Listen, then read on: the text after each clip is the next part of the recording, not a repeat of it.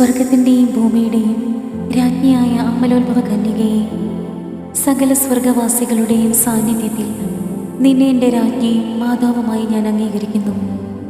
ഞാൻ പിശാചിനെയും അവൻ്റെ എല്ലാ പ്രവൃത്തികളെയും ആഘോഷങ്ങളെയും പരിത്യജിച്ചു കൊള്ളാമെന്ന് വാഗ്ദാനം ചെയ്തുകൊണ്ട് എൻ്റെ ജ്ഞാനസ്നാനവ്രതങ്ങളെ ഞാൻ നവീകരിക്കുന്നു. നിന്റെ അവകാശങ്ങൾ എൻ്റെ മേൽ പ്രയോഗിച്ചു കൊള്ളുക. ഞാൻ എന്നെ തന്നെ നിന്റെ സ്നേഹദൗത്യത്തിന് സമർപ്പിക്കുന്നു. എൻ്റെ ആത്മാവിനെയും ശരീരത്തെയും അതിൻ്റെ എല്ലാ കഴിവുകളെയും എൻ്റെ ആധ്യാത്മികവും ഭൗമികവുമായ എല്ലാ നന്മകളെയും സകല സൽകൃത്യങ്ങളെയും അവയുടെ യോഗ്യതകളെയും നിനക്ക് ഞാൻ കാഴ്ചവെക്കുന്നു. കാലത്തിലും നിത്യത്തിലും ദൈവത്തിൻ്റെ ഉപരിമഹത്വത്തിനായി അങ്ങ് അവയെ വിനിയോഗിച്ചു കൊള്ളണമേ. സ്വർഗരാജ്ഞിയായ മറിയമേ, ഞങ്ങളെ സ്വർഗഭാഗ്യത്തിന് അർഹരാക്കണമേ. എത്രയും ദയുള്ള മാതാവേ, നിന്റെ സങ്കേതത്തിൽ ഓടിവന്ന് നിന്റെ സഹായം തേടി നിന്റെ മാധ്യസ്ഥം അപേക്ഷിച്ചവരിൽ ഒരുവനെയെങ്കിലും നീ ഉപേക്ഷിച്ചതായി ലോകത്തിൽ കേൾക്കപ്പെട്ടിട്ടില്ല എന്ന് നീ ഓർക്കണമേ.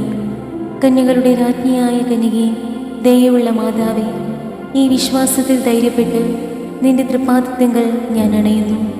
നെടുവീർപ്പിട്ട് കണ്ണുനീർ ചിന്തി പാപിയായ ഞാൻ നിന്റെ ദയാധിക്യത്തെ കാത്തുകൊണ്ട് നിന്റെ തിരുസന്നിധിയിൽ നിൽക്കുന്നു. അവതരിച്ച വചനത്തിൻ്റെ മാതാവേ, എൻ്റെ അപേക്ഷ ഉപേക്ഷിക്കാതെ ദയാപൂർവം കേട്ടരുളണമേ. ആമേൻ.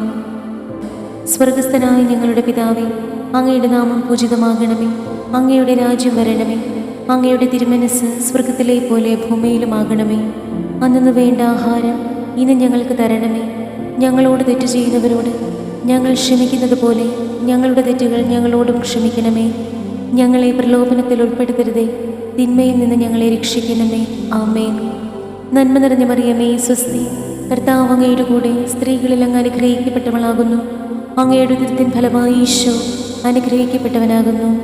പരിശുദ്ധ മറിയമേ, തമ്പുരാൻ്റെ അമ്മേ, പാപികളായ ഞങ്ങൾക്ക് വേണ്ടി ഇപ്പോഴും ഞങ്ങളുടെ മരണസമയത്തും തമ്പുരാനോട് അപേക്ഷിക്കണമേ. ആമേൻ.